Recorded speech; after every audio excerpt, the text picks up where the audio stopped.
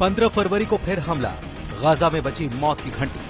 15 महीने की जंग में 61,000 से ज्यादा फिलिस्तीनी गाजा युद्ध में मारे गए। 15 महीने से ज्यादा की जंग में हमास के 30,000 से ज्यादा लड़ाके मारे गए। 15 महीने के बाद जब युद्ध विराम शुरू हुआ तो लगा युद्ध विराम के पहले चरण के 42 दिन में इजरायली सेना और हमास के लड़ाके एक दूसरे पर गोली नहीं चलाएंगे। लेकिन पिछले 48 घंटे में साबित हो चुका है कि इजरायली सेना बेहद तेज रफ्तार से गाजा पर बहुत बड़ा हमला करने जा रही है। खबर है कि प्रधानमंत्री नेतन्याहू और राष्ट्रपति ट्रंप ने तय कर लिया है कि गाजा से सारे फिलिस्तीनियों को हटाने के बाद गाजा से हमास का पूरी तरह से सफाया कर दिया जाएगा। दावा तो ये भी है कि गाजा पर अब पहला बड़ा हमला 15 फरवरी से शुरू हो जाएगा। जब से ये खबर गाजा पट्टी में फैली है, चारों तरफ कोहराम है।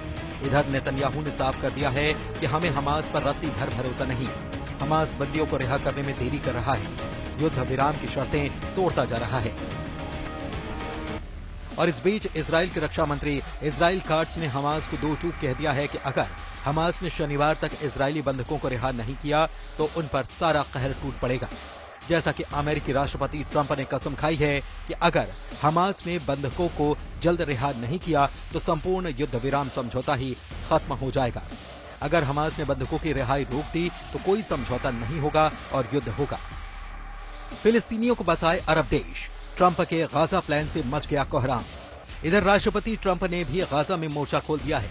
भूख से बिलबिलाते, बीमारियों से करहाते और मौसम की मार झेलते फिलिस्तीनियों का रहनुमा बनने के लिए कोई तैयार नहीं है। ट्रंप ने अपने फिलिस्तीनी चाल से अरब देशों पर गाजा युद्ध थोपना शुरू कर दिया है। खबर है कि मिस्र, सऊदी अरब, जॉर्डन पर ट्रंप ने दबाव बनाना शुरू कर दिया है कि वो अपने अपने देशों में 23 लाख फिलिस्तीनियों को अस्थायी कैंपों में बसाएं। जानकारों का दावा है कि ट्रंप का गाजा प्लान 2 स्टेट समाधान के लिए मौत की घंटी है। पूरे अरब में तबाही का कारण भी बन सकता है। एक्सपर्ट ने क्यों चेताते हुए कहा है कि ट्रंप ने गाजा पट्टी को खाली करने और यहां के लोगों को मिस्र, जॉर्डन और दूसरे अरब देशों में बसाने की बात कही है। ट्रंप का यह प्लान विवादों में घिर चुका है। इसका अरब देशों और फिलिस्तीन के साथ दुनिया भर के लोगों ने विरोध किया है। अमेरिका के करीब जॉर्डन और सऊदी जैसे मुल्क भी इस प्लान को देखकर बौखला गए हैं। ट्रंप के इस फिलिस्तीनी प्लान से अरब देशों में अशांति फैल सकती है।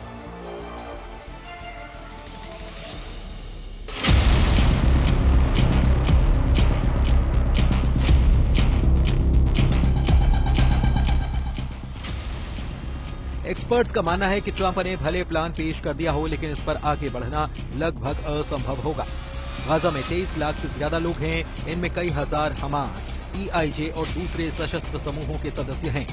इजराइल से लगातार लड़ रहे इन लड़ाकों को अपनी जमीन छोड़ने पर मजबूर करने का कोई तरीका अमेरिका के पास नहीं है।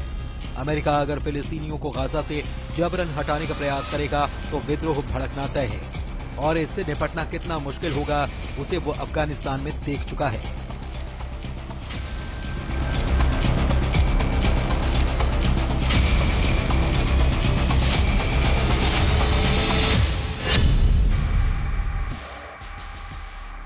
जरा जॉर्डन के किंग अब्दुल्ला II और राष्ट्रपति ट्रंप की इस तस्वीर को गौर से देखिए। जॉर्डन के किंग अब्दुल्ला II का चेहरा उतरा हुआ है। ट्रंप ने किंग अब्दुल्ला से सिर्फ इतना कहा कि जॉर्डन में 2000 फिलिस्तीनी बच्चों को रखो। इस दबाव से जॉर्डन के किंग अब्दुल्ला का चेहरा उतर गया। उन्हें समझ नहीं आ रहा कि ट्रंप के इस प्रस्ताव को कैसे नकारा जाए। अब खबर यह है कि किंग अब्दुल्ला 2000 फिलिस्तीनी बच्चों को जॉर्डन लेकर जाएंगे, यानी शुरुआत हो चुकी है जिसकी डोनाल्ड ट्रंप ने बात की थी। अब किंग खुद आकर कह रहे हैं कि 2000 बच्चों को वो लेकर जाएंगे, यानी कि ट्रंप ने साबित कर दिया कि ट्रंप हैं तो ये सब मुमकिन है।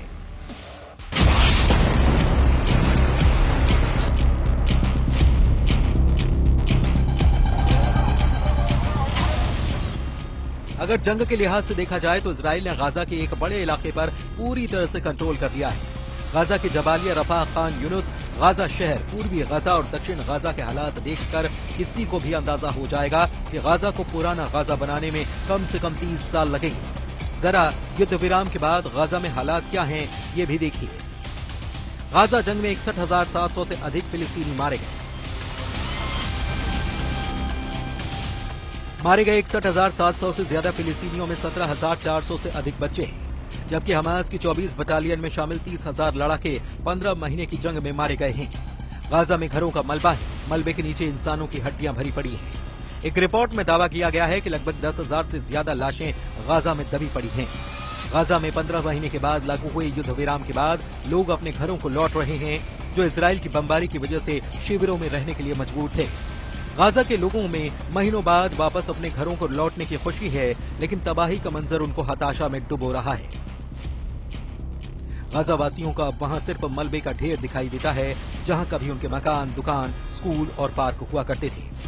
गाजा वासियों के सामने अपने तबाह शहर में नई जिंदगी शुरुआत करने की चुनौती है।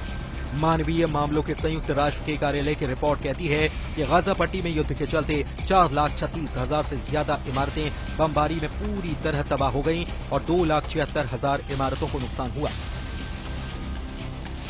गाजा की 90% आबादी इस युद्ध के चलते विस्थापित हुई है। एक अनुमान के मुताबिक गाजा की तबाह इमारतों का मलबा हटाने में ही 10 साल लग सकते हैं। अब देखना होगा कि क्या इजराइल 15 फरवरी से हमला दोबारा शुरू कर देगा या फिर ट्रंप के गाजा प्लान के तहत अरब देशों में फिलिस्तीनियों को भेजना शुरू कर दिया जाएगा।